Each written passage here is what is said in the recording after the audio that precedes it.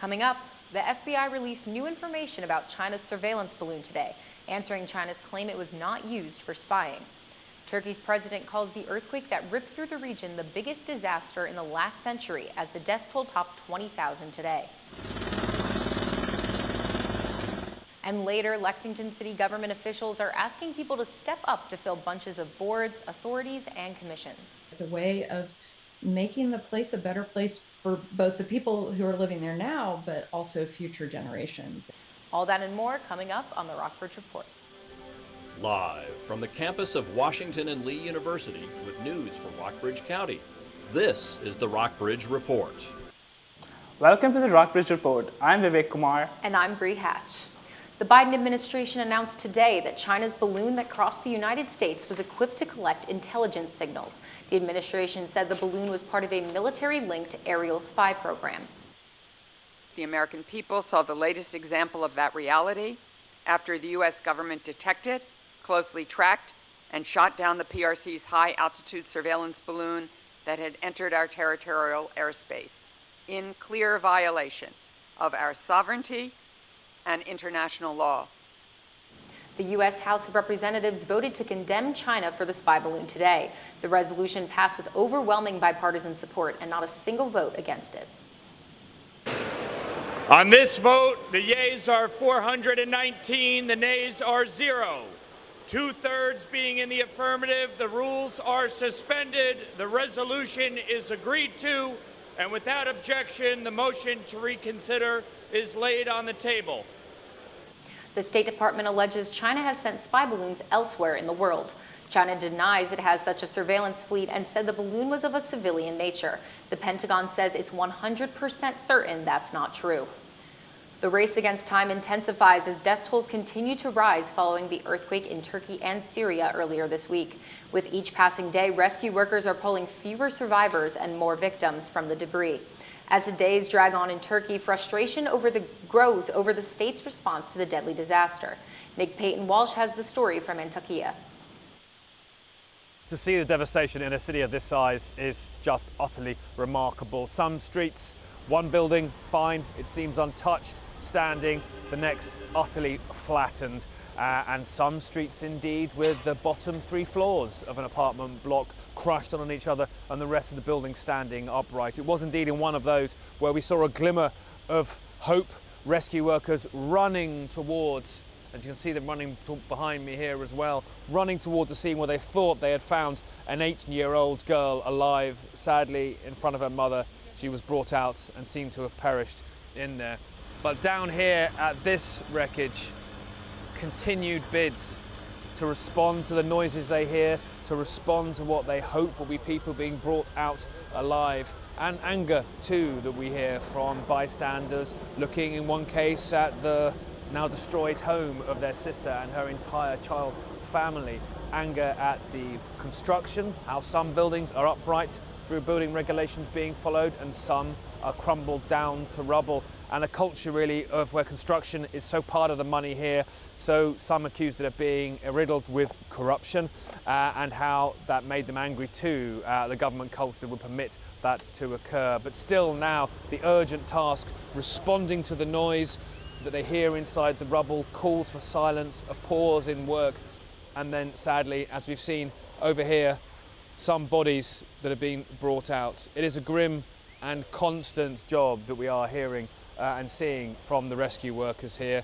And in no case over there, some of those bodies marked with owner, suggesting that they have been identified, that somebody may be there to collect them soon, and others left with those questions still unanswered.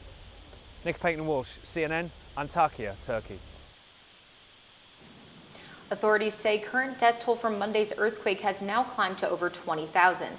That includes nearly 17,000 in Turkey and more than 3,000 in Syria. Tens of thousands more are injured. And on Capitol Hill, the Senate Commerce Committee received new evidence of internal chaos at Southwest Airlines over the Christmas holiday meltdown. The committee questioned Southwest executive Andrew Watterson and other airline executives in today's hearing. I want to sincerely and humbly apologize to those impacted by the disruption. It caused a tremendous amount of anguish, inconvenience, and missed opportunities for our customers and our employees. during a time of year when people want to gather with their families and avoid stressful situations. We understand that for many, this is perhaps the most important trip they take all year. Again, on behalf of Southwest Airlines, I'm deeply sorry. Watterson said that Southwest is taking a fresh look at their crew scheduling system and other technology. The company plans to strengthen their resiliency for future extreme weather events. Football fans across the country are preparing for the biggest game of the year. Super Bowl 57 is this Sunday, and some of the top K9s in the world are headed to Phoenix, Arizona to make sure everything is safe for the big game. RJ Marcus got a behind-the-scenes look at their extensive training. It's the ultimate game of hide and seek. These canines are training to detect explosive devices at airports, other transit points, and the festivities surrounding Super Bowl week in Arizona. Yeah, that's a boy. We're going to have our best out there on game day protecting the traveling public. Let's hear it. We got an up-close look at the drills these dogs go through at the Canine Training Center at Lackland. The first exercise is detecting explosives at the terminal and people passing through the screening process. Explosives on passengers or in a static setting at an airport, could be mass trans, it could be multiple different areas. The dogs are trained to give a passive response once they detect a suspicious substance. If they detect something on a passenger, they'll kind of hone in on them and follow that specific person.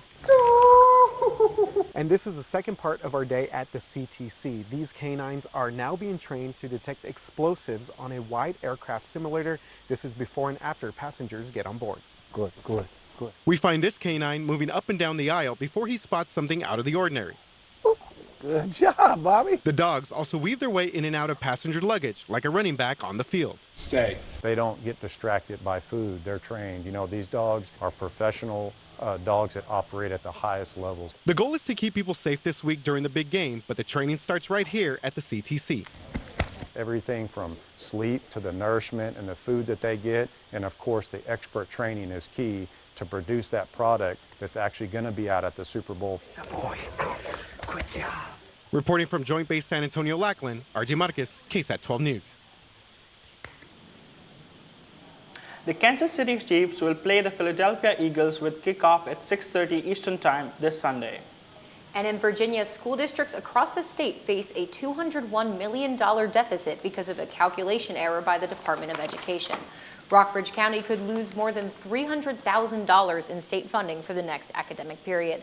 Lexington could be over $40,000 short.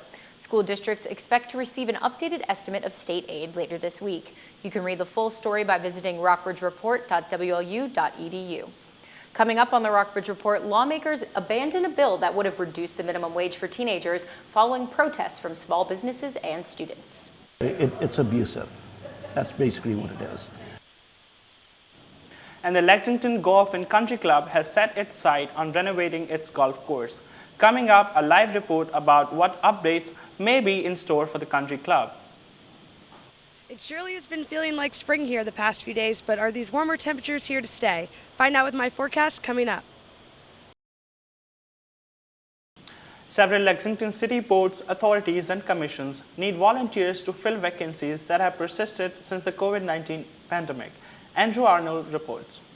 16 boards, commissions, and authorities in Lexington city government are soliciting applicants to fill vacancies that have lasted for months and even years. Some of the boards and commissions play key roles in city government. The Planning Commission is a primary example. The commission reviews all proposed new developments and makes recommendations to council, but it has been struggling to do its job because 2 of its 7 spots have been open for the past 6 months. But it's important that we have a variety of perspectives as we both look at issues that come before us and as we prepare new zoning ordinances. So it's definitely to our benefit to have all 7 positions filled. Last week, City Council filled one of the Planning Commission vacancies by appointing Shannon Spencer. Spencer grew up in the Lexington area and has experience on a planning commission in Collegeville, Pennsylvania. Whether it's planning or any other service that you do in your community, it's a way of making the place a better place for both the people who are living there now, but also future generations. Mark Reed attends most, if not all, city council meetings. He emails summaries of the meetings to interested citizens, along with his opinions about what happened. Reed says more people need to step up. If you have a problem, if you want something to change, then you need to get involved in our local government. Strawn says she's concerned that council isn't receiving a variety of opinions on big issues that Lexington faces. Many members of council are married or employed by Washington and Lee University and the Virginia Military Institute. To fill long-term vacancies, council members often wind up leaning on their friends and family, and that causes resentment from the community. We don't want to just get people we know, but try to get a broad group that represents all of Lexington. Openings are listed on the city website. You can find a link on our website, rockbridgereport.academic.wu.edu. For the Rockbridge Report, I'm Andrew Arnold.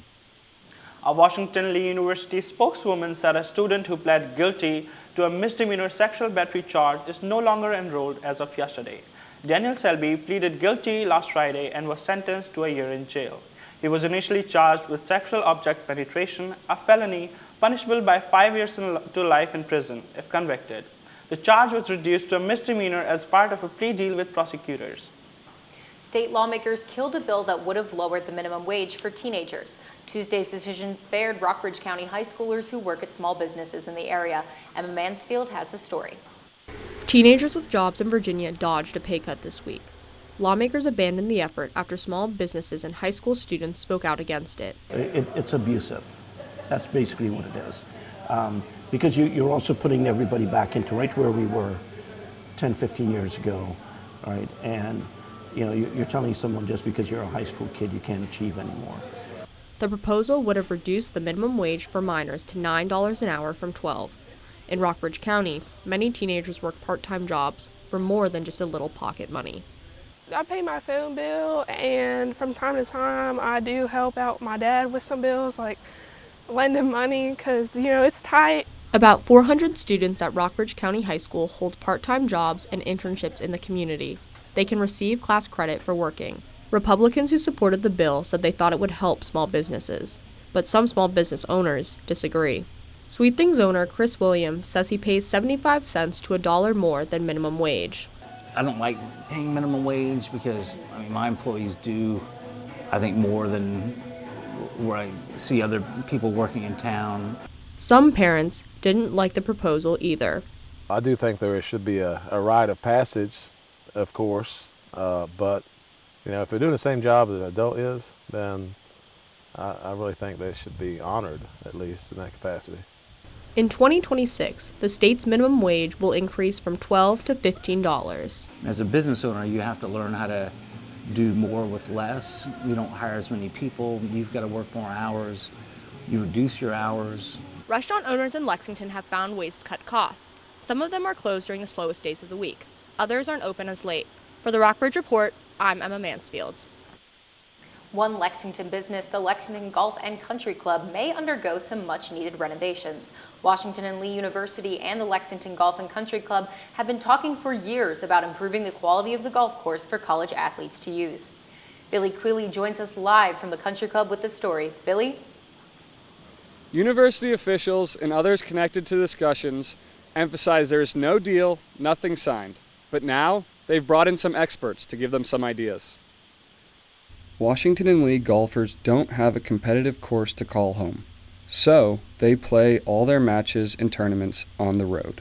It's a very old golf course. It hasn't really been renovated in a while. I'd say one thing is just that the conditioning isn't quite a championship level golf course. If we wanted to host a tournament there, really get ready for NCAAs or anything, we'd want some stuff to be, just a little bit tighter. W&L and the leaders of the country club have kicked around ideas to renovate the course to turn it into a facility that could help attract and recruit the best collegiate golfers in the country. W&L Treasurer Steve McAllister says alumni have been asked if they might donate to pay to upgrade the country club's golf course. I know that there are certainly some alums who have an interest in supporting improvements to the course, and so I think that certainly is a likely source. The university has hired a golf course architect and a company that would renovate the course. Senior Development Advisor Bo Dudley says before anything could happen, the country club would have to handle renovations of the clubhouse, the swimming pool, and the tennis courts. The plan does not call for Washington and Lee, the university, to stroke a check. Dudley says architect Lester George in Richmond came up with a complete set of plans, drawings, and schematics for how the golf course would look if renovated. This guy creatively found a place on the existing golf course where you could build a full-length practice facility. Leaders of the country club are working with a management company to explore ways to improve the rest of the facility. Officials at the country club did not respond to requests for comment. There's a lot of pieces that just have to be worked through and understood by both parties to help determine when and if an investment can occur. Dudley says it would cost millions of dollars just to renovate the golf course. Even with an old course, W&L men's and women's golf teams are ranked in the top 10 nationally. The golfers say they could be better if the golf course had a first-class service. For the Rockbridge Report, I'm Billy Quealy. Thanks for the update, Billy. While talks about renovating the course have gotten louder, that hefty price tag is still a barrier for Washington and Lee and the country club. In Buena Vista, a couple is teaching people personal development using ancient meditative techniques. Irmina Santaika and Ron Stiles hold classes twice a month at the Rockbridge Recovery Building in Buena Vista. The program is called Projective Approach to Corrective Healing, or PATCH for short. Santaika says she hopes her classes help people become the best and healthiest versions of themselves. Check out Terry Jacobson's story on the Rockbridge Report website. Coming up on the Rockbridge Report, we have had some great weather the past few days, but we'll let you know if it's going to stick around. And SVU football has made some major changes to their coaching staff. We're definitely in a much better spot right now than we were 7 years ago when I first took over. And welcome back to the Rockbridge Report. I'm Vivek Kumar. And I'm Bree Hatch. It's been nice and sunny outside for quite a few days, and I've seen people sitting on colonnade today. Yeah, I know. I had to dig through my closet to take out some spring clothes. Yeah, Bree, you might not want to put away all your winter sweaters yet, and you also might want to grab an umbrella while you're at it. Let's take a look. We have a live look here at Country Club Road where the clouds are rolling in this evening. Now for the current conditions. We currently have a high of 68 degrees here in Lexington and a low of 44. The barometric pressure is currently at 29.96 inches. Definitely seeing some wind pick up here this evening at 15 miles per hour, and the humidity is currently 52%. Now looking at the radar, we don't have any precipitation here. However, there are some small spots of rain down south, keeping the area very cloudy. Looking regionally over to the east, Charlottesville is currently 69 degrees. Lexington and Buena Vista are both 68 and 69 degrees as well. Up north in Stanton, it's a little colder at 65 degrees. Down south in Lynchburg, it's a little bit warmer, hitting that 70-degree mark. Over to the west, Covington is a little bit chillier at 66 degrees, and Roanoke is also 66 degrees. Now for the 5-day forecast. Friday, the clouds will carry on throughout the day at the high at 58 degrees and low of 35. Saturday, the temperature will drop a little bit with a high of 50 degrees and low of 31 degrees. Sunday will definitely feel like February again with a high of 41 degrees and low of 28, with even a chance of some snow and sleet early Sunday morning. Monday, the warmer temperatures and sun will come back with a high of 55 degrees and low of 32. And Tuesday will be cloudy with a high of 57 and low of 38. Back to you guys. Thank you, Sarah. Coming up on the Rockbridge Report, Mackenzie Kane brings us the highlights from W&L women's basketball team. And the Blue Ridge Animal Clinic is taking care of a lot more than your run-of-the-mill house pets. The Super Bowl Sunday is this weekend. Are you excited for the big game? You know, I'm usually a strictly commercial-only watcher, but this year I'm rooting for the Eagles, my hometown team. You know, I'm glad you both are excited for the Super Bowl, but that's not the only football news I have on my mind right now. Southern Virginia University announced that Joe Dupay has returned to be head football coach after spending the last 5 seasons at the U.S. Naval Academy. Dupay led the Knights in 2016 and 2017 before leaving for Navy. much better spot right now than we were 7 years ago when I first took over, and credit that to the coaching staff that's been here before me, and just going to be more excited to take all the lessons that I've learned and move them full force into where we are right now and continue to build. Dupay replaces Ed Melitolo, who was fired in November after he won 11 games over 5 seasons. DuPay has already hit the road to recruit coaches and high school players to come to SBU. Spring practice will start next month. For more, check out Jack Hunter's story on our website, rockbridgereport.wlu.edu. In other news, it was a big week for basketball teams in Rockbridge County. WNL's women's basketball secured a win over Eastern Mennonite last night with a final score of 95-64. The Generals men's basketball team also secured a victory last night. The Generals won on the road against Bridgewater College with a final score of 73-68. VMI's men's basketball team lost to Furman at home with a final score of 94-63. Their loss against Furman marks their 14th loss of their last 15 games. The Cadets will travel to East Tennessee State University for their game tomorrow. That's all for sports. Back to you, Vivek. Thank you, Mackenzie. An update on a story earlier in the newscast about Daniel Selby, the Washington Lee student. A judge sentenced Selby to 4 days in jail. You might think of vets as people who take care of your dog or cat or an occasional iguana, but in rural areas, vets must also care for cows and other livestock with services beyond what you see in the city. Ryan Rage introduces us to the only vet practice in the area that serves much of the animal kingdom in one location.